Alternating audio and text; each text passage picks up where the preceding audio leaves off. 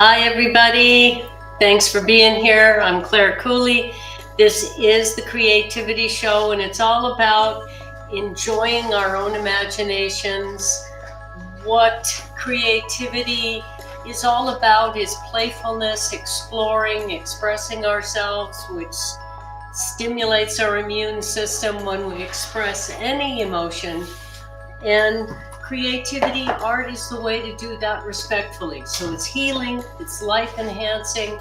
I like to share the jewelry I make, the wardrobe I do. This is one of the, every live stream I'm sharing a stenciled outfit. And this is just a plain old t-shirt that has become art to wear by using my stencils on it. And so I love to use my creativity for many different things and try to use it in everything in my life. Like here's the outfits, the jewelry, home decor. We're going to share some of that with you. Shall we do that right now? And then absolutely, yeah. Bodhi, my movie making son, is my technical expert. So we're going to show some, these are holiday ornaments that my mother and little sister made many years ago, handmade, and I just thought they were so beautiful in this rookwood tile fireplace in our historic home here. And this one represents my mother, so I love that. And up here I have ornaments that I carved that my stepsister threw as a master ceramicist.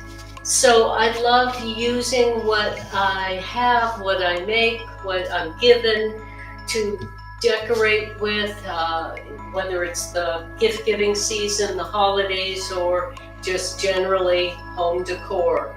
So using creativity in any way, in every way we can think of, allows us to not waste, use what we have to make our life a little more what we want it to be every day.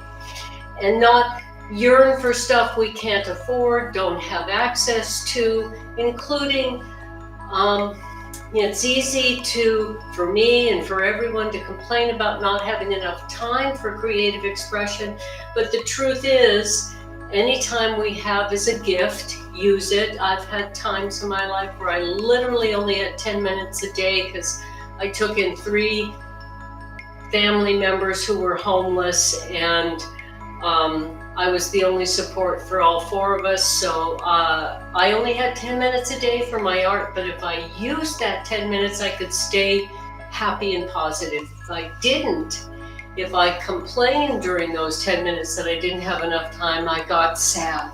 So whatever time I have, you have, we have, use it. And it's amazing if we keep going what we can create with those little bits of time. So, okay, we're gonna move to the art, which thank you to the Minnesota State Arts Board for giving me the grant to illustrate my life stories. What a wonderfully challenging project this is. This piece I'm working on today in front of the camera is called Cloud Child. And as I work on it, I'm going to talk about some of the things I've learned about myself and basically the creative process through working on this. So is there anything? I just wanted to pop in real quick. Sure. So I put the Patreon link at the bottom of the screen there, which is where you can get access to her stencil designs. There's 18 stencil designs there now. 18 flowers are already up on Patreon. And as I've been saying, and I'm going to honor it, I'm going to keep adding stencil SVGs that Bodhi, the technical magician, who is much, whoops, Okay. I stepped on him as I was trying. No, I'm supposed to go up, you're supposed to go down. Okay, he has helped me make the Patreon with the SVG in it that you can print out. Patreon members get them all for free, and I'm going to keep adding them. And I have over 300 designs, all kinds of things inspired by nature, and peace in I think 48 languages, and love in 73 languages. All of this stuff will be added bit by bit as we go. We've been in a really busy, wonderfully busy time where this live stream, which is Wednesday and Sunday every week at noon, and working on my next, that I got a grant for, collection of crane art. My first published book was the Book of Cranes, and now I'm going to put all my crane art, which is over 50 pieces, in a book. I got a grant for that, and Bodhi just did a episode in his series Northport 1999 called Girl Scout and Tomboy, which had 20 people on the crew, and that was extremely wonderful, positive, productive, peaceful, and playful experience.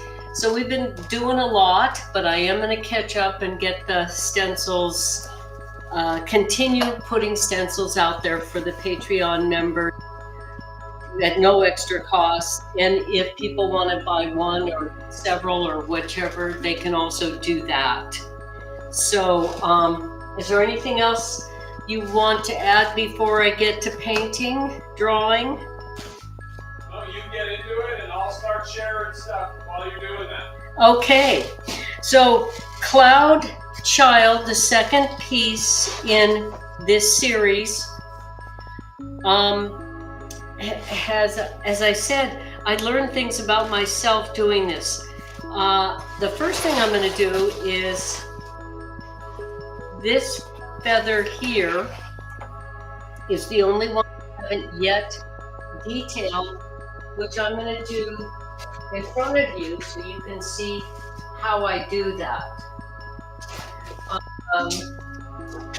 I just put some lotion on my dry hands, so I'm going to put my Protect the Art gloves on, and I'm going to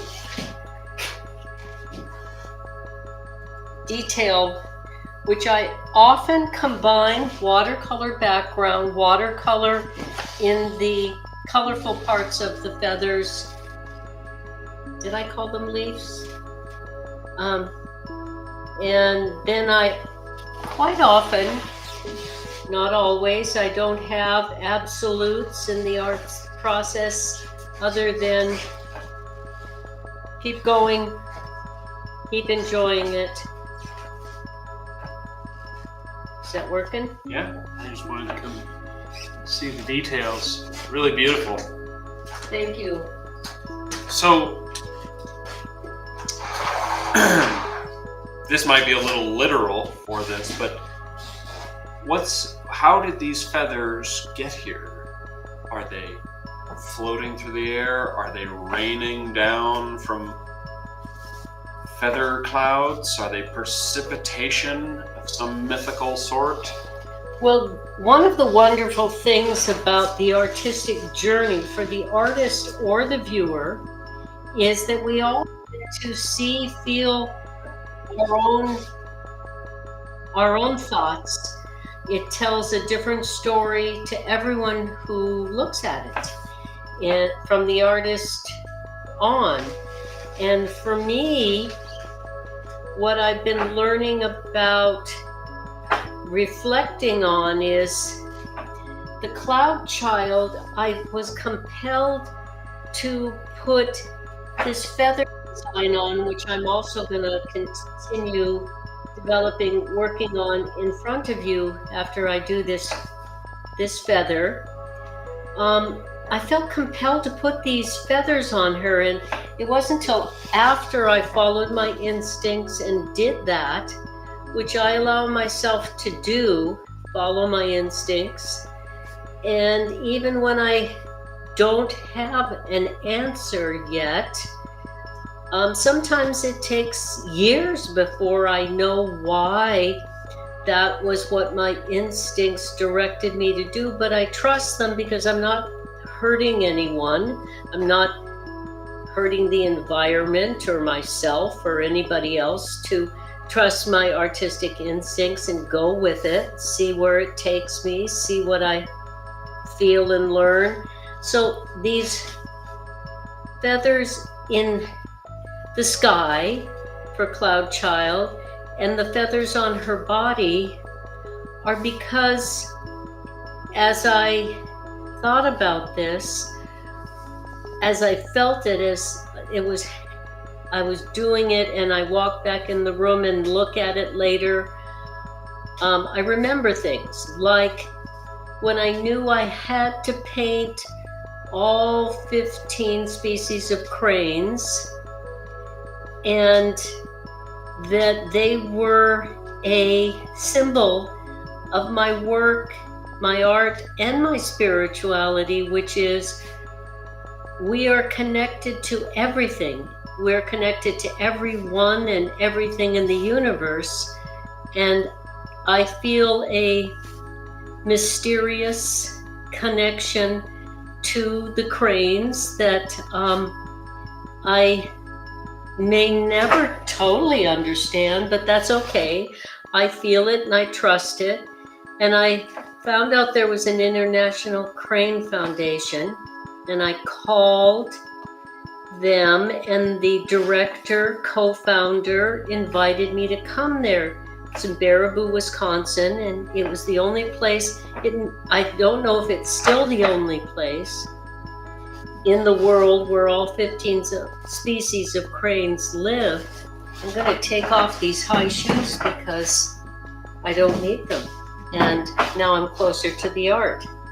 Being comfortable while you're doing art is extremely important. And I'm getting comfortable talking about the artistic process as I'm doing the art. And that has been a journey for me. I would never have thought I could get there when I started, because it's such a personal, private, creative reverie. It's like a meditation. But I am learning to just speak from my heart while I'm doing it and be okay with that and not let it disrupt my creative process. So back to the cranes and my mysterious connection. I went to the International Crane Foundation in Baraboo, Wisconsin from San Francisco, where I lived at the time. And when I got there and I talked to the director, he rifled through while I was talking. Here's my pencils. I like to show the organizational. And here's all my short ones. I try not to waste anything, so they will get used. And that's why I have these extenders, so they can go in to these extender tools and get used. So nothing gets wasted. And it's amazing how much art I've done in my life with things other people would throw away, like the used clothes I get and the jewelry I make out of things other people donate or would discard. So I'm at the International Crane Foundation, and George, as we're talking, rifles through his rather messy drawer at his desk and finds one of my handmade business cards that I probably made 20 of at the time. And somehow he has one. He doesn't remember who gave it to him. I don't remember who told me about the ICF. It was researching everything on the internet. But there we are. And when he allowed me the great honor of going into the enclosures with the cranes, there was a man who had done marketing for the ICF who kind of got annoyed and said, you know, how come she gets to go in the enclosures to observe the 15 species of cranes? You've never let me. How can you let her? And George, very matter of fact, scientist, said, because she is a crane. And I was just kind of amazed and took that as a high compliment. And then I was talking to the administrator, a woman at the ICF, and she was asking me about my vision of this body of artistic work I wanted to do, inspired by the cranes. And she said, what is it with you and cranes? And then she took down her glasses and she looked me right in the eye and said, oh, you were one. And then she put her glasses back on and continued doing her very down to earth, grounded administrative duty. And I'm like, wow. So I came back from the International Crane Foundation with 600 pages of folklore and mythology and scientific information about the cranes. And I said to myself, where I open this is going to be very revealing. And I closed my eyes and just rifled through the papers and picked a spot and put my finger on the page and read it. And it said, the only place in all of Ireland or Scotland where they found the bones of cranes was County Clare and County Sligo. And my mother, who was an artist and lived with me at the time, I went to her and I said, why did you name me Clare and spell it C-L-A-R-E? That was your name. And so many years later, I'm still, remember these things and like, what is this mysterious connection? And the best I can absorb it, think about it, accept it, is why wouldn't we be connected to our pre-human ancestors as well as our human ancestors? We're connected to everything in the universe, and everything in the universe is connected to us. All of our elements that make a human body created in the heart of stars. So of course we're connected to everything. Why I have this connection to birds, I could also be very analytical and say, well, they fly, they have this incredible perspective. And the cranes, they dance, and their vocalizations like song, and they take equal care of their young, and they're so beautiful in the 15 different species, and they're so delicate but strong. Why wouldn't I be inspired by them? So then I have one more thing that is extremely important to me, which is at 18, I tried for a very brief time to go to the Wallace University, and I did a class called Guided Imagery and Music. And you lay down, no drugs, no alcohol, just lay down, listen to music, deep breathe.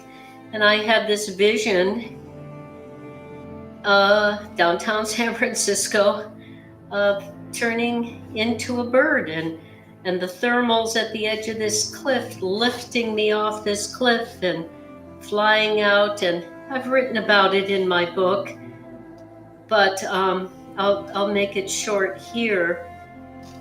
And many years later, I'm standing in a kitchen and I see a tea can that's got photographs of Ireland, Irish tea, and I go, that's the cliff that I, flew over. flew off of. And Cliffs of Moher, County Clare.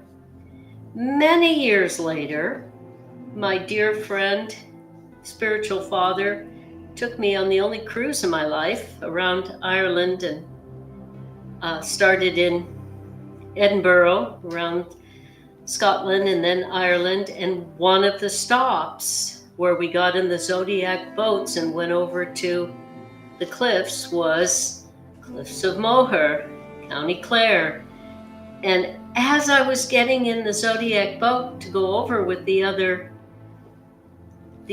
people on the cruise, the second officer yelled down, "Tie a rope around her ankle so she doesn't fly away." And I recognized the spot that I had seen in my vision at 18. So what does all this mean? Who knows? Maybe I'll never know.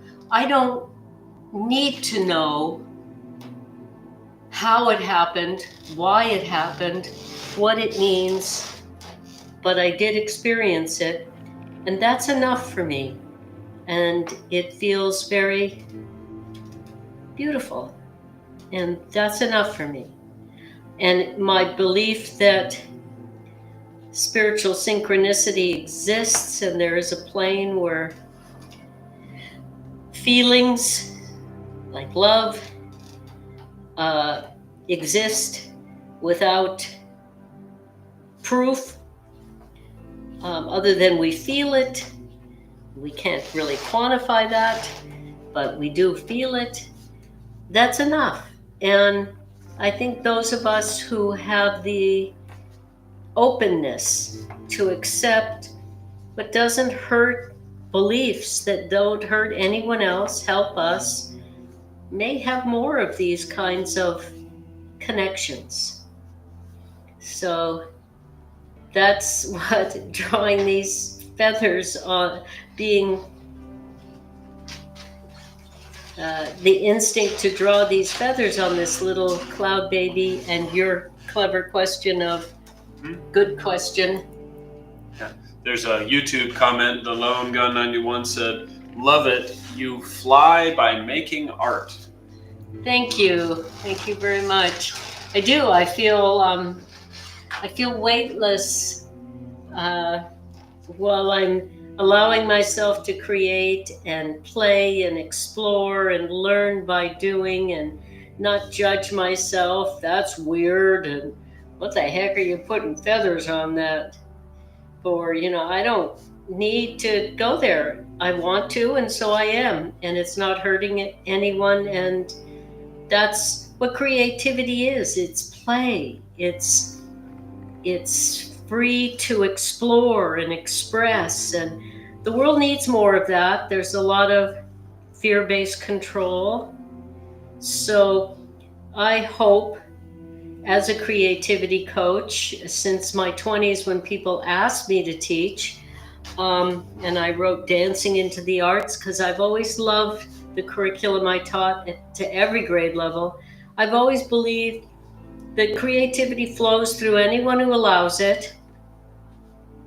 And you can see that in children, but by the time we grow up, quite often that critical voice has really locked people down, perceptual rigidity, and there's a right way and a wrong way. And as my classically trained artist mother said, the rules don't matter for you. You follow your heart and you stop when it's done. And if you learn the rules, you just have to forget them. And what a blessing to have a mother who was so supportive, and I hope I am as supportive to other people. And my son, who's now making movies. So, hey, I hope I've helped him believe in his visions and share them with the world and connect with the beautiful people in this community that are helping him and us make his story world based on a fictional reimagining of this area shareable. Will you talk a little bit about that and the wonderful things that happened? Absolutely. So, specifically about Fiscal sponsor. sponsorship, sure. Well, very happy to announce that we have aligned with a local arts nonprofit called the Zeitgeist Arts and Community. Zeitgeist Center for Arts and Community. And so we can now offer 100% tax deductible charitable contributions to people who want to donate to the Northport episodic series. Let me maybe paraphrase, so make sure I said that, because it is a little complicated. We are making an episodic series here in Duluth. We just shot the second episode, Girl Scout and Tomboy, and that we are editing that now. The series is based on my novel, Northport 1999, which is set in a fictional version of Duluth. It's kind of like if the small town murder mystery of Twin Peaks had monsters, mad scientists, and cyborgs. And we are making a limited anthology series. Each episode is a short film based on different characters from the novel. So think kind of like X-Files meets Black Mirror. Each short film fits into this story world, and they're all connected by the shared story, but they focus on different elements. And we are doing community programming as a part of this episodic series. We are going to be screening all of the short films at the Zeitgeist movie theater here in downtown Duluth. We have already hosted one table reading at the Zeitgeist live theater, their Black Box theater where they put on plays. And we will be hosting more table readings, one for every short film, during the pre-production process, so people can get an idea, a view into the making of the movie. We will also be hosting other kinds of community events, all of which are going to be at Zeitgeist. So, Zeitgeist has 2 movie theaters, a live theater where they do their theatrical shows. They have a restaurant, a bar, a lounge, a gallery. So we are just over the moon that they wanted to partner with us and become our fiscal sponsor, which means you can donate to our project. And it is 100% tax deductible. So you would make a check out to Zeitgeist and you would put Northport in the memo line. If you want more information about that, please feel free to reach out to me or Claire, my mother, and we will give you information. And yeah, so any other questions? I could ramble about it, but I want to make sure. Well, I just want to say that my father was born in Duluth, and I came here, I think it's 17 or 18 for the first time to see it, and I was so impressed by how appreciative people are of one another, the environment and creativity. I came back to visit, and on a visit, 9 people in one day said I should teach, and I was very insecure about it because I stopped participating in school at 7 and never really went back. And I have no degrees. I'm all self-taught and everything. So I was very insecure that I had anything to teach. And they talked me into it. 9 different people that didn't hear each other say it in one day. I went, okay, they know something I don't. I'm going to trust them and go for it. And I did. Back then, I couldn't get enough food that worked for my body because I had been a total vegetarian growing up. I just couldn't eat animals that could look at me. I just couldn't do it. And so I couldn't get enough food, and teaching 5 classes a day in a different school every week, and then mental hospitals, drug rehab, whatever in the evening. I was literally starving. So I had to go. But many years later, when it was time for Bodhi and I to leave California and find a new home, we traveled the country for a year. Duluth was the top of my list. But I said to him, you have to pick it too, because I don't want you mad at me in the middle of winter. And he had to come here 3 times before he said, I thought you were exaggerating. You like everybody and you're so positive. You tend to remember the good. I thought you romanticized it, but people are as nice as you said they were. So he picked it. And now we've been here 10 years. And we're discovering our own story and connections here, like my great-grandfather who wrote the first book about Duluth. We're in this lineage that we're discovering by being here, and that Bodhi is inspired to do this story that's a fictional reimagining that here in Duluth that could bring this episodic series to life and bring appreciation for the creatives here and the support of each other and the community for the arts is just so heartwarming.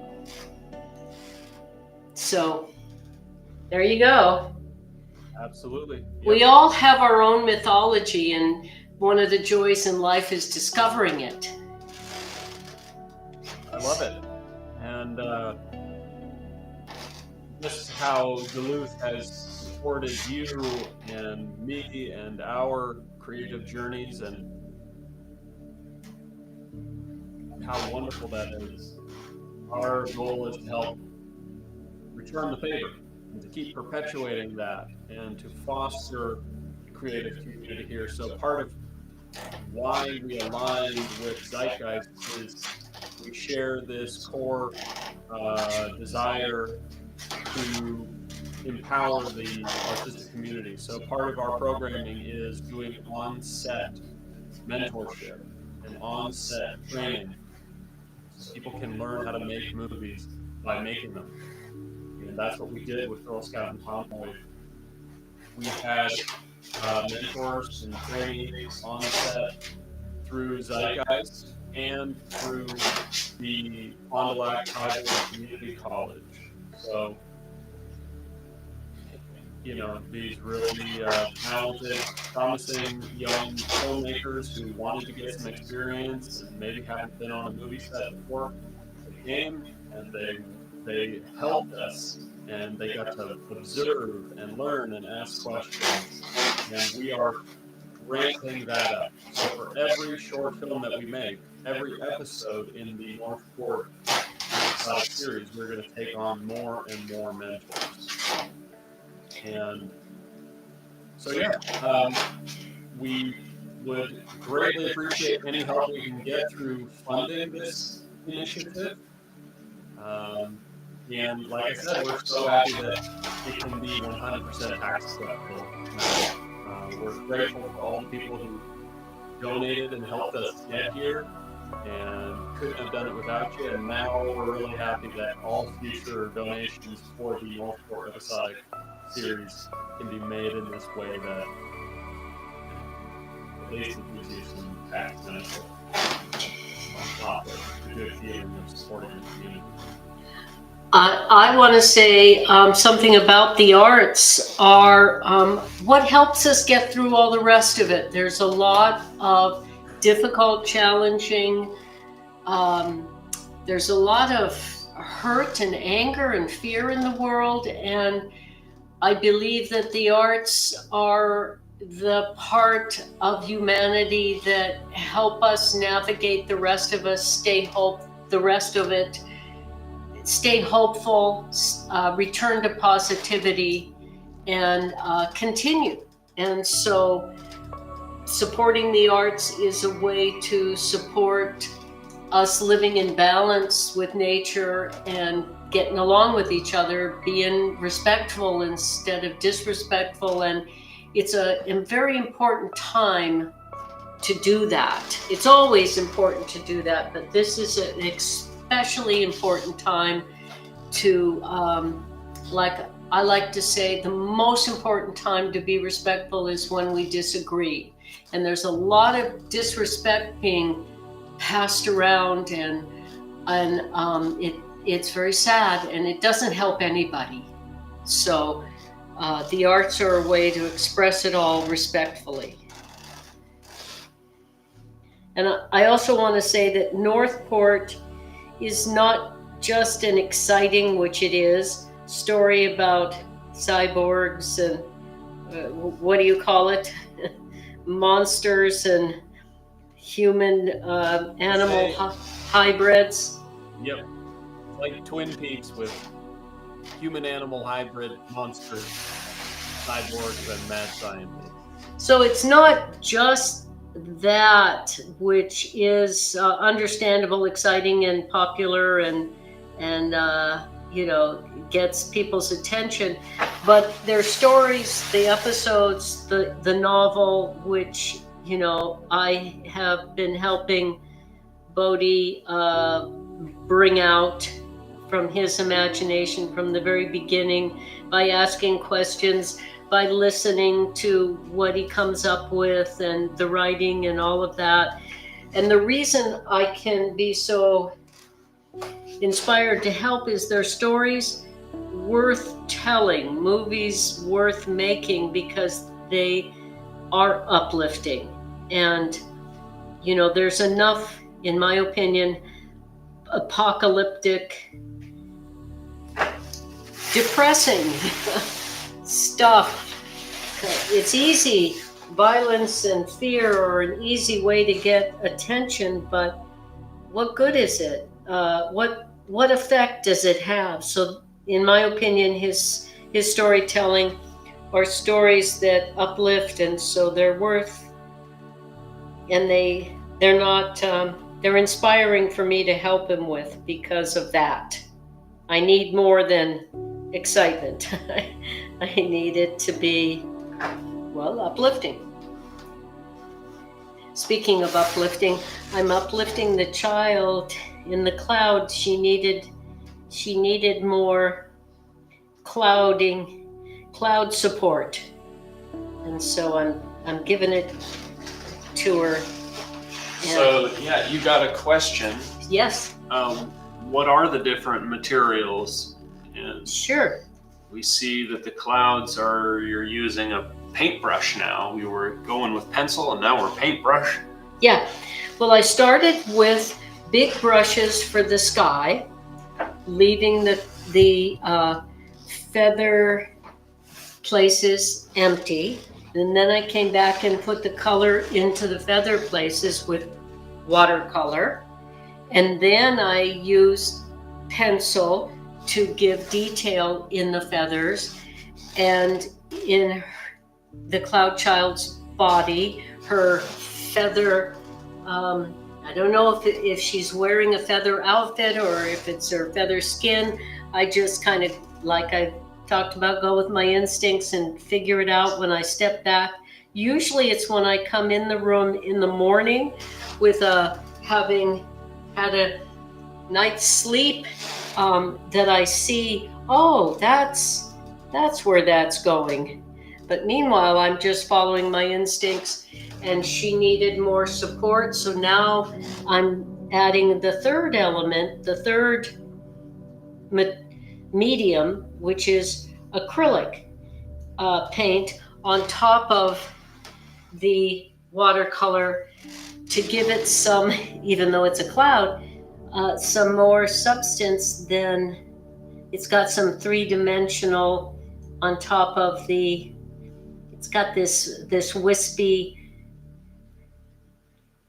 thready, you know, cloud fibers. I don't know what to call them, but it's leaving some three-dimensional aspect. And it's getting close to feeling like now she's got enough support.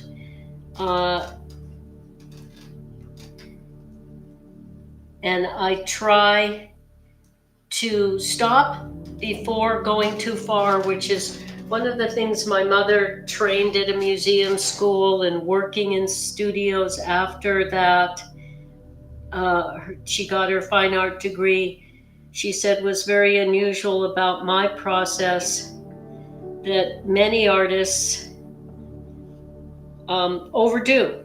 They don't stop when it's done. And if I go like, I'm not sure, I stop and step back. I call it objectivity breaks. And I think I'm there now. At the time for an objectivity break, I feel real good about this, but I can get intoxicated by drawing or painting and go too far, like any one of us can. It's very kind of hypnotizing.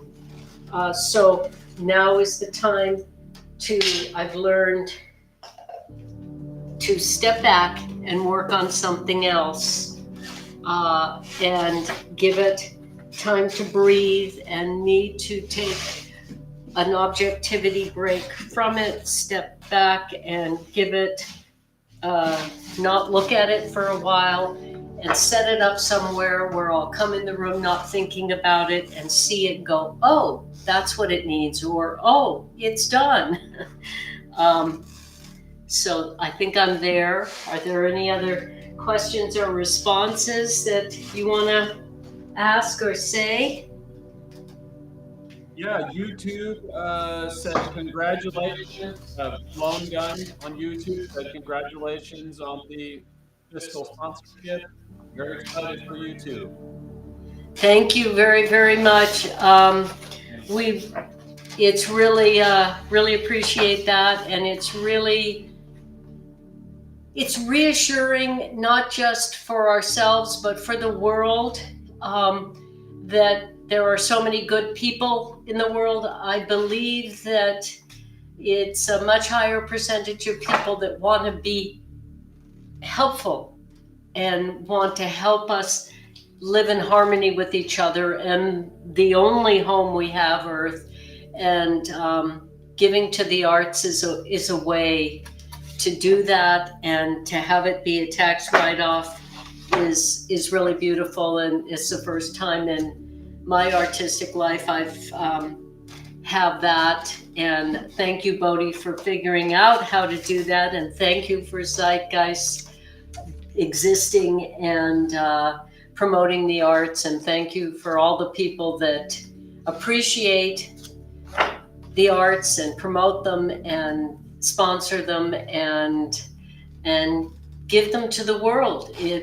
Every one of us has something special to share, and no one else can share our story like us. No one else. Here I am painting my story, and this one is like my mysterious connection with flight, with the perspective birds have with birds,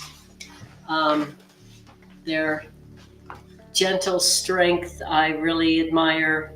And so there we go. I think Fantastic. Well, it's really beautiful. It's coming together. It's unlike anything I've ever seen, and I think that's fantastic. And it tells a story I've never heard told before. And it's also very, very much like you. Thank you for your help. And I'm supposed to go up and you're supposed to. There we go. Now they can see us. All right. Love you guys. Thank you for being here. Thank you for sharing this. People can see it anytime if they can't make it to the live streams at noon on Wednesday and Sunday. They can see it anytime after. I love your comments and questions, and I really appreciate it when you share it with others. That's the part of being an artist in this world I'm not good at.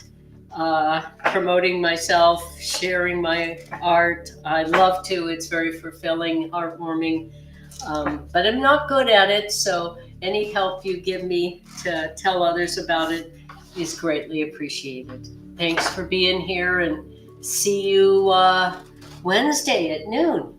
And we'll have a show that's about all that we're going to give thanks for. Fantastic. All right. Thanks, everybody. Bye-bye. Thanks.